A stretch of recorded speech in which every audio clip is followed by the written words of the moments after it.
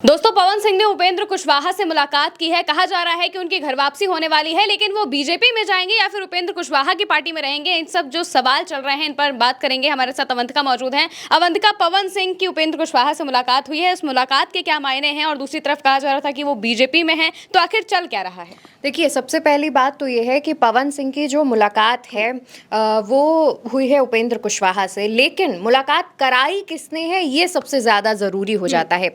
आपको याद होगा, भाजपा के पूर्व सांसद आर.के. सिंह पिछले कई दिनों से बिहार में चर्चा में चल रहे हैं। आर.के. सिंह वही हैं जो लगातार सम्राट चौधरी पर जो सवाल उठ रहे हैं उस पर आवाज़ उठा रहे हैं, और भाजपा के तमाम नेताओं को लेकर प्रशांत किशोर जो सवाल उठा रहे हैं उस पर जवाब देने की बात कह रहे हैं। वो आर.के. सिंह अब पवन सिंह की घर वापसी करा रहे हैं। बड़ा सवाल यहां पर अभी भी बना हुआ है, क्योंकि भाजपा की तरफ से सिर्फ ये कहा गया है कि पवन सिंह की एनडीए में घर वापसी हो रही है। लोकसभा चुनावों से पहले पवन सिंह क्योंकि भाजपा में थे, तो माना जा रहा है कि पॉसिबिलिटी ये है कि पवन सिंह भाजपा में ही जा सकते हैं। लेकिन उपेंद्र कुशवाहा से जो मुलाकात हुई है उसके बाद चर्चाएं ये चलने लगी हैं कि वो उपेंद्र कुशवाहा की पार्टी आरएलएम में शामिल हो सकते हैं। अब देखिए, मुलाकात के पीछे की भी एक बड़ी वजह है। दरअसल उपेंद्र कुशवाहा और पवन सिंह ये दोनों वो शख्स हैं जो एक ही सीट पर 2024 का लोकसभा चुनाव लड़े थे, और कहा जा रहा था कि पवन सिंह की वजह से ही उपेंद्र कुशवाहा अपनी सीट हार गए थे। हुआ ये था कि भाजपा ने पवन सिंह को पश्चिम बंगाल के आसनसोल से टिकट दिया, टीएमसी ने शत्रुघ्न सिन्हा को टिकट दिया, तो भाजपा को लगा कि पवन सिंह को उतार देते हैं, क्या पता जीत हो जाए। लेकिन यहाँ पर पवन सिंह अपनी जिद पर अड़े रहे। वो अड़ियल स्वभाव के माने जाते हैं और बाकी भोजपुरी सुपरस्टार की तरीके नरम स्वभाव के नहीं हैं, और भाजपा की वो बहुत ज्यादा जी हुजूरी नहीं करते हैं। तो उन्होंने कहा कि हम टिकट वापस करेंगे, हम काराकाट से चुनाव लड़ेंगे। भाजपा ने उनको दिखाया कि हम आपको पार्टी से निकाल देंगे, एक्शन ले लेंगे। पवन सिंह इन तमाम बातों से डरे नहीं। उन्होंने काराकाट से निर्दलीय चुनाव लड़ने का ऐलान कर दिया। उन्होंने चुनाव लड़ा और तीसरे नंबर पर रहे। लेकिन सबसे बड़ी बात यहां पर यह थी कि पवन सिंह क्योंकि वहां चुनाव में उतर गए थे, चुनाव लड़ने का ऐलान कर दिया था, इससे बड़ी संख्या में जो राजपूत वोटर्स हैं वो पवन सिंह की तरफ शिफ्ट हो गए। इससे पवन सिंह को सिर्फ पवन सिंह की वजह से माना जाता है शाहाबाद क्षेत्र में, आरा, औरंगाबाद और भी कई सीटों पर प्रभाव पड़ा, और राजपूत वोटर्स ने एनडीए के समर्थन में वोट कर दिया।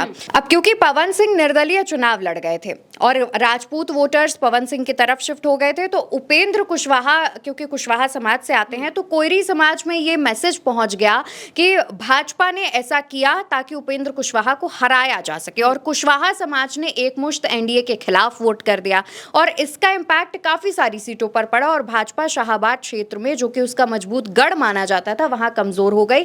और इसी वजह से आरा सीट पर जो सांसद आर.के. सिंह थे वो भी चुनाव हार गए। यानी पवन सिंह ना सिर्फ उपेंद्र कुशवाहा की हार का कारण बने, बल्कि आर.के. सिंह की हार का कारण बने, भाजपा के बाकी के तमाम नेताओं के भी हार का कारण बने। और इसके बाद वहां पर भाजपा लगातार कमजोर होती जा रही थी। शाहाबाद क्षेत्र के तमाम ऐसे नेता हैं जो लगातार एनडीए छोड़ करके महागठबंधन में शामिल हो रहे थे। आर.के. सिंह भी यहां से आवाज उठाने लगे थे और लगातार अपनी ही पार्टी पर सवाल उठा रहे थे। माना जा रहा था क्योंकि कद्दावर नेता रहे हैं, वरिष्ठ नेता रहे हैं, तो ऐसे में उनकी आवाज का काफी इम्पैक्ट होता। इस वजह से आर.के. सिंह की बात को मानते हुए पवन सिंह की जो घर वापसी है वो कराई जा रही है। और उपेंद्र कुशवाहा से मुलाकात के पीछे की वजह यह है कि उपेंद्र कुशवाहा और पवन सिंह के बीच जो लोकसभा चुनाव में राजनीतिक सरगर्मियां हुई, दूरियां आई, उन दूरियों को कम किया जा सके। अब चर्चा ये चल रही है कि पवन सिंह जो हैं वो आरा सीट से चुनाव लड़ सकते हैं, एनडीए की तरफ से उन्हें टिकट दिया जा सकता है। आरा सीट पर मौजूदा समय में वो भाजपा के ही खाते में है। यहाँ पर भाजपा के अमरेंद्र प्रताप सिंह विधायक है, लेकिन क्योंकि उनकी जो उम्र है वो करीब 78 ईयर्स के आसपास हो गए हैं, तो माना जा रहा है कि इस बार के चुनाव में उनका टिकट कट सकता है। और आरा सीट का अगर हम जातीय समीकरण समझेंगे तो यहाँ पर राजपूत करीब 25 से 30% है, और इन राजपूतों को साधने के लिए पवन सिंह को जो है चुनाव में उतारा जा रहा है, और राजपूतों की नाराजगी भी मैनेज की जा रही है। आर.के. सिंह सवाल उठा रहे हैं और राजीव प्रताप रूढ़ी सवाल उठा रहे हैं, तो इन राजपूतों की नाराजगी मैनेज करना भी एक बड़ी बात है, और इस वजह से पवन सिंह को आरा से चुनाव लड़ाने की बात कही जा रही है।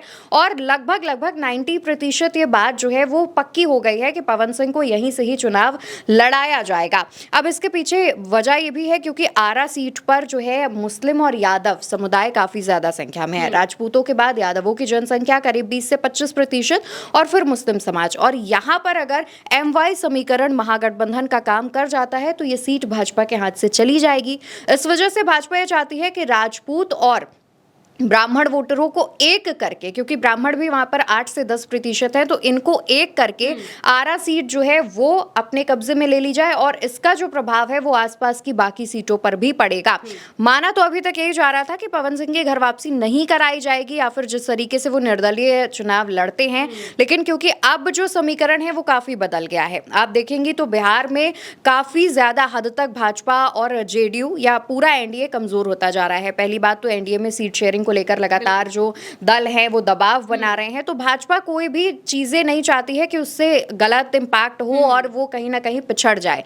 कहा तो ये भी जा रहा है, जो चर्चाएं चल रही हैं वो ये भी है कि पवन सिंह को वापसी कराने के पीछे जो है RK सिंह का हाथ है, लेकिन साथ ही साथ आरा में जो चुनावी समीकरण है वो भाजपा से छिटके ना, इस पर अमित शाह ध्यान दे रहे हैं। और जब पवन सिंह की घर वापसी होती भी है तो कोई ऐसा वैसा भाजपा का कोई छुटभैया नेता वापसी नहीं कराता है।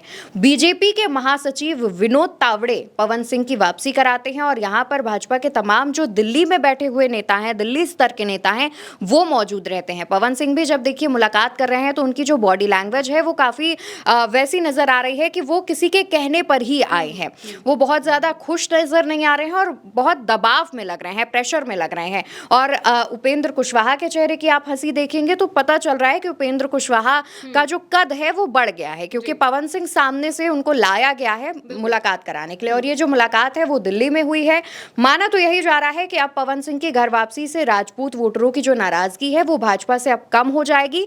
पर अगर आरा सीट के अलावा कहीं और से चुनाव लड़ने की बात कही जाती है या टिकट दिया जाता है तो भी गेम बिगड़ सकता है, क्योंकि X जो कि पूर्व में ट्विटर रह चुका है, वहां पर पवन सिंह आरा करके इस वक्त ट्रेंड चल रहा है। तमाम social media users Pawan Singh को आरा से ही चुनाव लड़ाने की बात कह रहे हैं और पवन सिंह के साथ तमाम युवा वोटर्स जुड़े हुए हैं। भोजपुरी के बहुत बड़े सुपरस्टार है, तो ऐसे में पवन सिंह के साथ युवाओं की संख्या तो ज्यादा हो जाती है। इस वजह से और भाजपा पर प्रेशर है और भाजपा अब पवन सिंह को वापस लेकर तमाम चीजें साधने की कोशिश कर रहे हैं, जिसमें राजपूत वोटर्स और युवा वोटर्स प्रमुख जो है वो हो सकते हैं। बिल्कुल, यानी कि अगर देखा जाए तो जो तमाम समीकरण है वो ये बताते हैं कि भाजपा को मजबूर होना पड़ा है पवन सिंह की वापसी कराने के लिए, क्योंकि उन्हें इस बात का पूरा अंदाजा है कि अगर इनकी वापसी नहीं कराएंगे तो इनके पास कोई ऐसा बड़ा चेहरा नहीं है जो इन्हें चुनाव जितवा सके। अब देखना होगा कि आखिर बीजेपी कहां से टिकट देती है, क्या वो बीजेपी में जाएंगे या फिर उपेंद्र कुशवाहा की पार्टी में जाएंगे। जो कुछ भी होगा, जो भी अपडेट सामने आएंगे हम आपके सामने जरूर रखेंगे। फिलहाल के लिए मेरे साथ इस चर्चा में इतना ही। आप देखते रहिए उल्टा चश्मा यूसी।